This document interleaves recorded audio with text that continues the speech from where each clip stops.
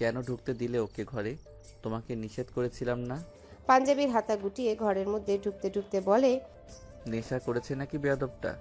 ঋতু সামিনের হাত টেনে ধরে। সামিন ঋতুর দিকে তাকায়। ঋতু বলে, ওনার গায়ে খুব জ্বর ভাইয়া, সারা রাত ছটপট করেছে জ্বরে, এইমাত্র ঘুমিয়েছে, দয়া করে কিছু বলবেন না। দুপুর নাগাদ ইলহামকে হসপিটালে অ্যাডমিট করা হয়। জ্বরে অচেতন হয়ে গিয়েছিল সে। ঋতু এবং ঈশিতা তার সাথে হসপিটালে আছে। বিকালের দিকে টেস্টে ধরা পড়ে ইলহাম ডেঙ্গু পজিটিভ। তাকে স্পেশাল কেয়ার ইউনিটে শিফট করা হয়। অবস্থা খুবই গুরুতর।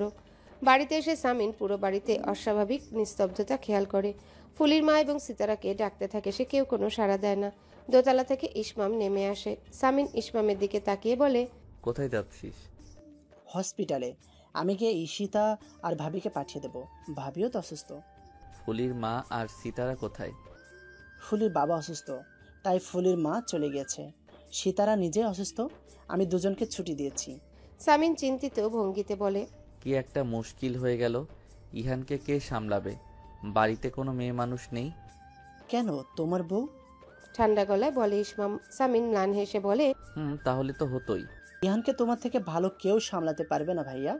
ওকে তুমি দেখো, আমি যাচ্ছি, অসুবিধা হলে ফোন দেব। ইসমাম চলে যায়। সামিন ধীর পায়ে হেঁটে ইমতিয়াজ মির্জার ঘরের কাছে দাঁড়িয়ে পড়ে। ঘরের ভেতর ইমতিয়াজ মির্জা ইহানকে বই পড়ে শোনাচ্ছে। সামিন তাদের বিরক্ত না করে নিজের ঘরে চলে আসে। দরজার নব ঘোরার শব্দ হতে আলো নড়ে চড়ে বসে সে একটা বই পড়ছিল। সামিন ঘরে ঢুকে ফ্রেশ হয়ে আলোর সামনে গিয়ে দাঁড়ায়। আলোর দিকে একটা প্যাকেট এগিয়ে দিয়ে বলে, এটা নাও। আলো কপাল কুঁচকে প্যাকেটটার দিকে তাকিয়ে বলে, কি এটা? তোমার জন্য একটা ফোন। বাবা মায়ের সাথে কথা বলবে। আর মাত্র 19 দিন আছি এই বাড়িতে। 19 দিনের জন্য কোনো ফোনের দরকার নেই আমার। সামিন আলোর দিকে শীতল দৃষ্টি দিয়ে তাকিয়ে আছে। হঠাৎ করে প্রচন্ড রাগ হচ্ছে আলোর উপরে। ঔদ্ধত্যের একটা সীমা থাকে, এই মেয়েটা দিনকে দিন সেটা ক্রস করে ফেলেছে। এত ক্ষমা চাইবার পরেও একটু নরম হবার নাম নেই। সামিন ফোনটা বিছানার উপর ফেলে রেখে আলোকে হতবাক করে দিয়ে আলোর হাত ধরে বলে, চলো, আগামী 19 দিন তো তুমি আমার বউ, তো আগামী 19 দিন তুমি আমার সংসার সামলাবে। কোথায় মানে? হতভম্ব হয়ে যায় আলো। সামিন দাঁতে দাঁত চেপে বলে, রান্না করবে, চলো রান্নাঘরে। আলো অবাক চোখে সামিনকে দেখছে। সামিন আলোকে টানতে টানতে নিচতলা রান্নাঘরে নিয়ে আসে। আলো অবাক চোখে শুধু সামিনকেই দেখছে। সামিন গম্ভীর কণ্ঠে বলে ওঠে, ফ্রিজে মাছ, মাংস, সবজি সব আছে। এমন কোনো রন্ধন সামগ্রী নেই যেটা এই রান্নাঘরে পাবে না। তুমি খুঁজে খুঁজে বের করে রান্না করবে। ইহানের জন্য সবজি দিয়ে খিচুড়ি, মুরগির মাংস, আমার বাবার জন্য অল্প মশলাপাতি দিয়ে একটা সবজি, তোমার এবং আমার দুজনের জন্য সাদা ভাত এবং যে কোনো একটা মাছ। আলো সামিনের দিকেই তাকিয়ে আছে। সামিন আলোর দিকে খানিকটা ঝুঁকে বলে, তোমার হাতে সময় 3.5 ঘন্টা, প্রচুর সময়, কাজে লেগে পড়ো। আর হ্যাঁ, যদি আজ এসব করতে না পারো তাহলে 19 দিন পর আমাকে ছেড়ে চলে যাওয়ার কথা ভুলে যাও। এমনভাবে এই বাড়িতে আটকে দেব, কখনো যেতে পারবে না আমাকে ছেড়ে। সামিনের কণ্ঠে কিছু একটা ছিল। আলো ঘাবড়ে যায়। সামিন আলোর চোখের দিকে কিছুক্ষণ তাকিয়ে থেকে চলে যায় নিজের ঘরে। আলো থম মেরে কিছুক্ষণ দাঁড়িয়ে থাকে। একবার চুলা, একবার ফ্রিজের দিকে তাকায়। তার মাথা ঘুরছে। ঘরে ঢুকে দেয়ালে হাত দিয়ে চাপড় মেরে বিছানার উপর গিয়ে বসে পড়ে সে। ধীরে ধীরে নিজের রাগটাকে নিয়ন্ত্রণ করে চুপচাপ বসে থাকে। দীর্ঘ সময় পরে তার আলোর জন্য খারাপ লাগতে শুরু করে। এমন ব্যবহার করাটা উচিত হয়নি। মেয়েটার এমনিতে পায়ে চোট, কিন্তু কেন আলো এখনো এমন করছে? এতটাই ঘৃণ্য নাকি সামিন? একটু নরম কেন হচ্ছে না? ফুয়াদের ফোন আসে। রিসিভ করবে না ভেবে আবার রিসিভ করে। ফুয়াদ ওপাশ থেকে বলে ওঠে, ইলহামের কি অবস্থা? স্পেশাল কেয়ার ইউনিটে শিফট করা হয়েছে। আচ্ছা, আমি যাচ্ছি। তুই কি করছিস? সামিন কিছুক্ষণ চুপ করে থেকে এইমাত্র ঘটে যাওয়া ঘটনা বিস্তারিত বলতে থাকে। ফুয়াদ সবটা শুনে বলে, আমি জানতাম তুই সামিন ইয়াসার মির্জা, তোর ধৈর্য হবে না। নারীর মন তুই এইমাত্র যেটা করলি তাতে ওর মনে তোর জন্য অনুভূতি পরিবর্তন হওয়া তো দূরে থাক, তোর প্রতি রাগ আরো বাড়িয়ে দিয়েছিস। এখন গিয়ে সরি বলে নিয়ে আয় যা। সামিন ফোন কেটে কিছুক্ষণ থম মেরে বসে থাকে, তারপর উঠে নিচে চলে যায়। আলো বিরস মুখে খুন্তি নেড়ে পাতিলে মশলা কষাতে থাকে। মনে মনে যত ধরনের গালাগাল রয়েছে সব সামিনকে দিয়েছে সে। মশলা কষানো শেষ হয়ে গেলে একটা প্যাকেট হাতে তুলে নেয়। কি মেশাচ্ছ ওটা? সামিন পেছন থেকে বলে। তার দৃষ্টি আলোর হাতের দিকে। আলো ঘুরে দাঁড়িয়ে সামিনের দিকে তাকায়, তারপর তার হাতের প্যাকেটের দিকে তাকায়। সামিন বলে, কি মেশাচ্ছিলে? বিষ জাতীয় কিছু? আলো থমথমে মুখ নিয়ে দাঁড়িয়ে থাকে। সামিন আলোর দিকে এগিয়ে এসে বলে, মানুষ যদি গরু ছাগলের সাথেও বসবাস করে দীর্ঘদিন, তাহলে তাদের প্রতি মায়া জন্মে মানুষের। আমার প্রতি তোমার জন্মালো না, এখন বিষ খাইয়ে মারতে চাইছো আমাকে? এই যুগের রাছিয়াগুলো এত নিষ্ঠুর কেন? আলো চোখ তুলে সামিনের চোখে চোখ রেখে ঠান্ডা গলায় বলে, টেস্টিং সল্ট, তরকারির স্বাদ বাড়াতে দিয়েছিলাম। আমার রান্নার হাত বাজে, খেতে পারতেন না কেউ। সামিন আলোর দিকে এক পলক তাকিয়ে উচ্চ শব্দে গা দুলিয়ে হাসতে থাকে। দীর্ঘ সময় পরে হাসি থামিয়ে বলে, আই নো, ওটা কি? তোমাকে ভরকে দিতে মজা করছিলাম। তুমি ঘরে যাও, যাও এক্ষুনি। ফ্রিজে সব রান্না করা আছে, গরম করে নিলেই হয়ে যাবে। ট্রিটমেন্ট চলছে ইলহামের। ঋতু, ঈশিতা, সামিন, ইসমাম পালা করে গিয়ে হসপিটালে থেকেছে। অবস্থার কিছুটা উন্নতি হয়েছে। এক সপ্তাহ পরে ইলহাম পুরোপুরি সুস্থ হয়ে গেলে তাকে বাড়িতে নিয়ে আসা হয়। সবকিছু আগের মতোই স্বাভাবিক। ইলহাম সামিনের মুখোমুখি হয় না। সামিন ও জুয়ের বিষয়ে ইলহামের সাথে কোনো কথা বলেনি। সে অপেক্ষা করছে ইলহামের সুস্থতার জন্যে। এর একটা হেনস্থ সে অবশ্যই করে ছাড়বে। একটা গ্লাসে খানিকটা ফলের রস নিয়ে ঋতু ঘরে ঢুকে। ইলহাম বিছানায় আধা শোয়া হয়ে বসেছিল। ঋতু বিছানার একপাশে বসে হাতের গ্লাসটা ইলহামের দিকে বাড়িয়ে দিয়ে বলে, এটা খেয়ে নিন।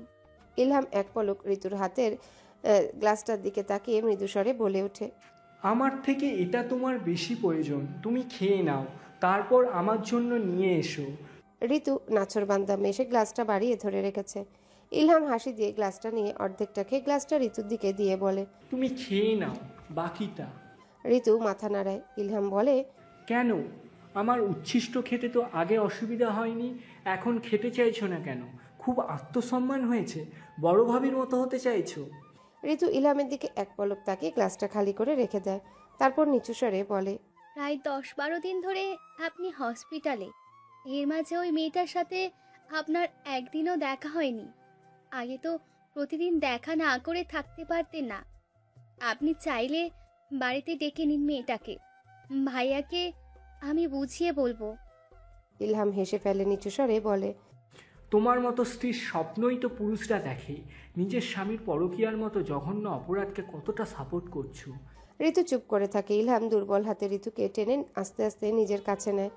ঋতু পাথরের মতো হয়ে থাকে। ইলহাম ঋতুর নিচু করে রাখা মাথার দিকে তাকিয়ে বলে, আমাকে ঘৃণা করো, রাগ দেখাও, কাঁদো, এমন পাথরের মতো হয়ে থেকো না।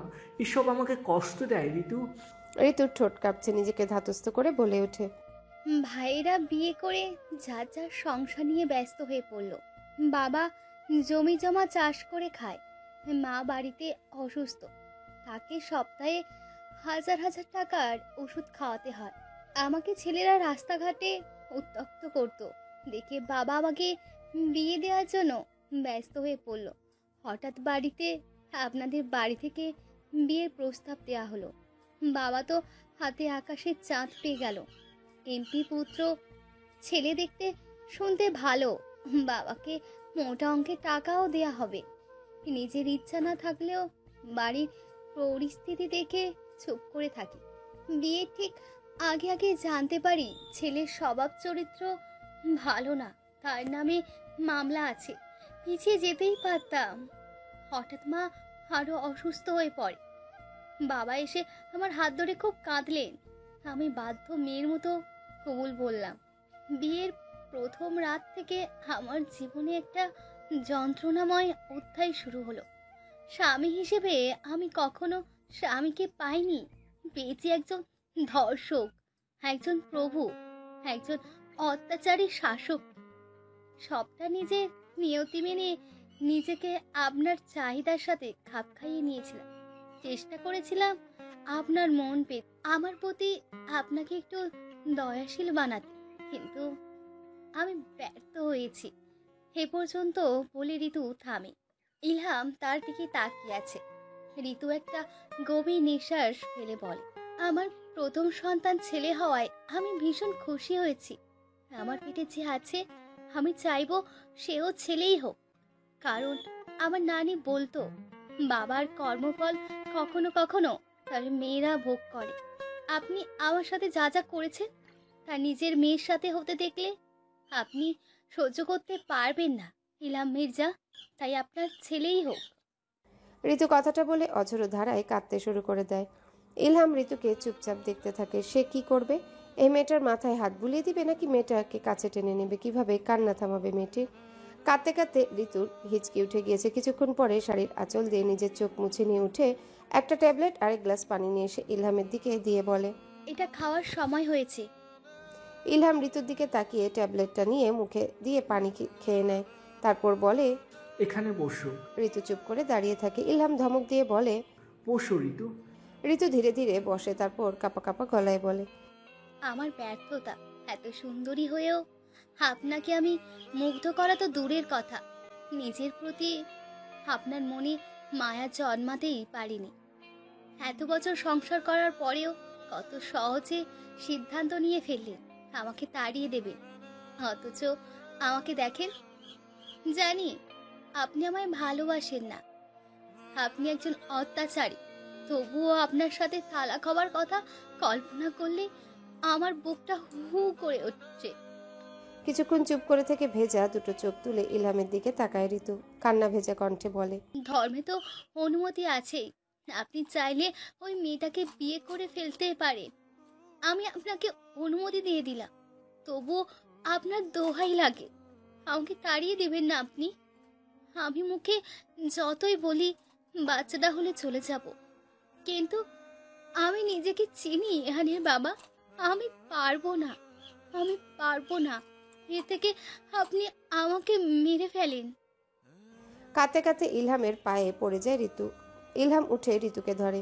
আজ এই মেয়েটির চোখের কান্না তার করা সমস্ত অপরাধের পরিমাণ তার চোখে আঙ্গুল দিয়ে দেখিয়ে দিচ্ছে। ইলহাম ঋতুকে বুকে টেনে নিয়ে পিঠে হাত বুলাতে বুলাতে বলে, আচ্ছা ঠিক আছে, এসব পরে দেখা যাবে। আগে তুমি ঠিক হও। যা করছো তাতে আমার বাচ্চার ক্ষতি হবে। ঠিক হও ঋতু। ঋতু কান্না থামাতে পারছে না। ইলহাম তাকে শক্ত করে জড়িয়ে ধরে রেখেছে। ঋতুর কানের কাছে মুখ নিয়ে অস্ফুট স্বরে বলে ওঠে, আমার বাচ্চা না, আমাদের বাচ্চার ক্ষতি হবে ঋতু। কান্না থামাও, এবার কান্না থামাও। খেতে খেতে সামিন এক পলক ইসমামের দিকে তাকায়। তারপর বলে, মেসেজে বললি কিছু বলতে চাস, এখন বল। খাবার টেবিলে তারা পাঁচজন, সামিন, আলো, ইসমাম, ঈশিতা এবং পরি। ইসমাম সামিনের কথায় মাথা তুলে তাকায় সামিনের দিকে। তারপর প্লেটের ভাত নাড়াচাড়া করতে করতে বলে, অর্গানাইজেশন থেকে ডেকেছে আমাকে, 3 মাসের জন্য যেতে হবে ভাইয়া, আমি যেতে চাচ্ছি। সামিন খাওয়া রেখে ভাইয়ের মুখের দিকে তাকিয়ে থাকে। আলো ইসমামকে দেখে। সামিন গম্ভীর কণ্ঠে বলে ওঠে, অসম্ভব, তুই গেলে আর আসবি না, তোকে যেতে দেব না। ভাইয়া তুমি কি জানো তুমি বাচ্চাদের জেদ করছো? আমি এখানে আজীবন থাকার জন্য আসিনি। জানি, এসেছিলি প্রেমের টানে, আমাদের জন্য আসিসনি।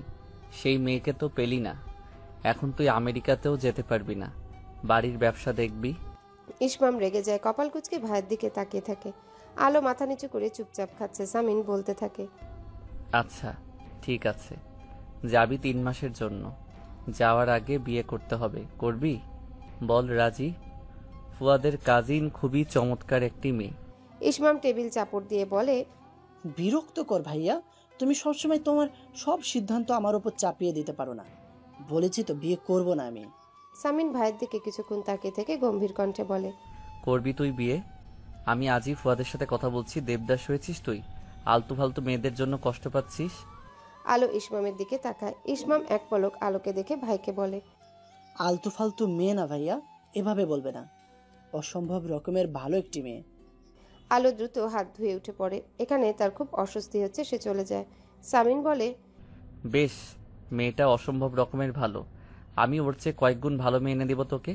ইসমাম দাঁতে দাঁত চেপে পানির গ্লাস আঁকড়ে ধরে বসে থাকে। ভাইয়ের সাথে রাগটা আসে দেখাতে পারছে না, তাই রাগটাকে হজম করার চেষ্টায় আছে সে। সামিন বলে যাচ্ছে, বিয়ে করবি, তুই অবশ্যই বিয়ে করবি। প্রচন্ড জেদে হাতের মুঠোয় থাকা গ্লাসটাকে ভেঙে ফেলে। সামিন সহ সবাই হতবাক হয়ে তাকিয়ে থাকে। টপ টপ করে রক্ত ঝরছে ইসমামের হাত থেকে। সামিন কিছুক্ষণ পর চেঁচিয়ে ওঠে। ছোট, ঈশিতা উঠে ইসমামের হাত ধরে পরির দিকে তাকিয়ে বলে, শিগগিরই তো ফার্স্ট এড বক্সটা নিয়ে আয়। পরি উঠে চলে যায়।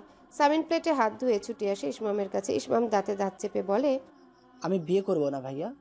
সামিন ভীত চোখে ভাইয়ের দিকে তাকিয়ে নরম গলায় বলে, আচ্ছা বিয়ে করতে হবে না, শান্ত হ, তুই শান্ত হ। হাত ড্রেসিং করিয়ে দিতে দিতে পরি এক পলক ইসমামের দিকে তাকায়। ইসমাম অন্যদিকে মুখ ঘুরিয়ে কপাল কুঁচকে আছে। পরিবেশ অবাক হচ্ছে। এই রামগরুরের ছানাও প্রেম করত, তাও আবার মজনুর প্রেম। প্রেমিকার বিয়ে হয়ে গিয়েছে বলে আর বিয়ে করবে না বলে শপথ নিয়েছে। অদ্ভুত। পুরো ব্যাপারটায় পরীর খুব হাসি পাচ্ছে। যে মেয়েটা একা ছেড়ে দিয়েছে সে ভালো কাজই করেছে। এই লোকের সাথে বিয়ে হলে 2 দিন সংসার করতে পারতো কিনা সন্দেহ বেশ করেছে মেয়েটা। তুমি হাসছো কেন? ইসমাম পরীর দিকে অবাক চোখে তাকিয়ে আছে। পরী থতমতকে ইসমামের দিকে তাকায়। ইসমাম গম্ভীর কণ্ঠে বলে, হাসছো কেন তুমি একা একা? কই না তো। পরী ইসমামের হাতের ব্যান্ডেজ করে দিতে দিতে বলে। আমি স্পষ্ট দেখলাম তুমি হাসছিলে। পরী উঠে দাঁড়ায়। ইসমাম বলে, তোমার মাথার নির্ঘাম কোনো সমস্যা আছে, আমি নিশ্চিত হলাম। পরী চুপচাপ তার ফার্স্ট এড বক্স উঠিয়ে ঈশিতার ঘরের দিকে যায়। এই লোকটা কবে যে আমেরিকা যাবে কে জানে। ভয়ঙ্কর একটা লোক। জুয়ের নাম্বার থেকে অনবরত ফোন আসছে। ইলহাম কিছুক্ষণ চুপচাপ বসে থেকে ফোনটা রিসিভ করে। জুই বলতে থাকে, হ্যাঁ হ্যালো, আচ্ছা ফোন কেন ধরো না আমার? আমি অসুস্থ জুই, ফোন ধরতে দেরি হতেই পারে। দিদি বুঝলাম বউয়ের কাছে আছে, তো বউকে এখন ছাড়তেই পারছো না, তাহলে আমায় রেখে কি লাভ? ছেড়ে দাও আমাকে, তুমি তোমার ওই হাড় হাবাতি বউ আর বাচ্চাদের নিয়ে থাকো। ইলহাম কয়েক মুহূর্ত চুপ করে থাকে। জুই বলতে থাকে, সরি, রাগ উঠে গিয়েছিল তাই বললাম। আচ্ছা তোমার ভাইয়ের সাথে সম্পত্তি নিয়ে আলোচনা করেছো?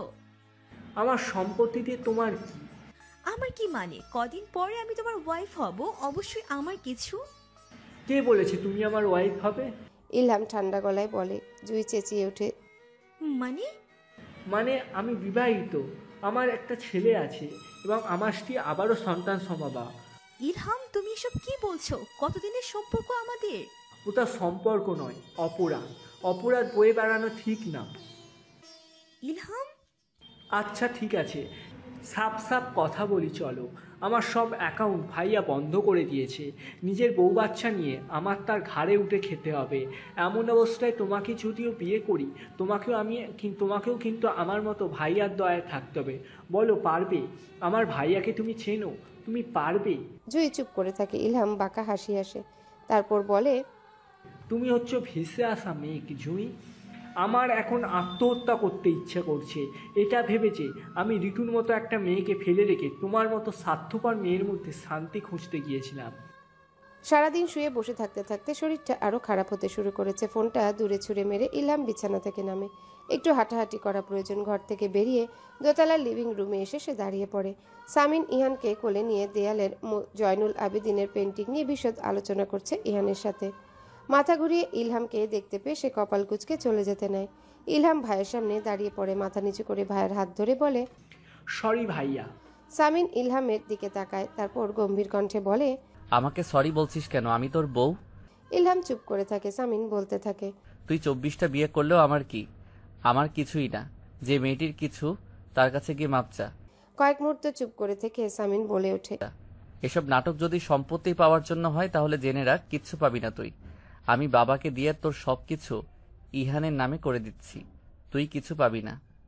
ইলহাম ভাইয়ের হাত ধরে বলে, লাগবে না আমার কিছু, আমার শুধু বউ বাচ্চা লাগবে, আর কিছুই লাগবে না। এটা কি? হাতের প্যাকেটটা ঘুরিয়ে ফিরিয়ে দেখতে থাকে ঈশিতা। শান্ত তার দিকে হাসি হাসি মুখ করে তাকিয়ে আছে। বলে, খুলে দেখো।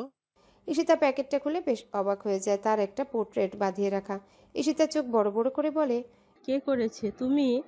না, আমারও তো সময় কোথায়। ঈশিতা এক পলক শান্তর দিকে তাকিয়ে হেসে ফেলে। তারপর বলে, খুব পছন্দ হয়েছে আমার।